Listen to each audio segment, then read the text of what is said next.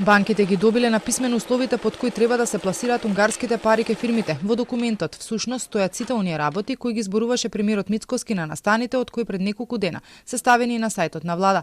Тука се споменува максимален износ за кој може да се аплицира, рокот на отплата, надоместокот за банките и за што се треба да бидат наменети парите.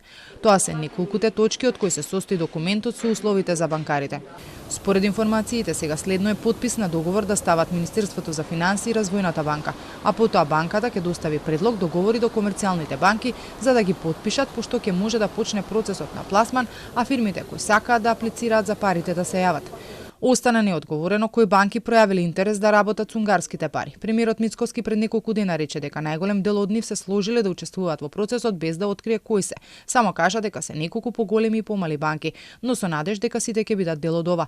Па останува да се види дали до пласменот на парите кај фирмите ќе учествуваат сите банки или само неколку. Инаку договорено е за кредитот фирмата да плаќа кон банката така наречена камата од 1,95%, односно толку е надоместокот за покривање на кредитниот ризик на банката. Тие средства остануваат кај банкарите. Процентот од 3,25 кој долго време се споменуваше во јавноста како камата која ќе треба да ја плаќаат компаниите за овие кредити повеќе не важи. Поради тоа, каматата од 3,25% кон Унгарија ќе се враќа со пари од буџетот. Ова практично значи дека и граѓаните ќе го покриваат заемот од Унгарија, кој владата всушност го подигна за компаниите, а фирмите нема да учествуваат во враќањето на овие камати. Од банкарскиот сектор во неколку наврати посочија дека ќе бидат многу внимателни при пласманот на парите во стопанството.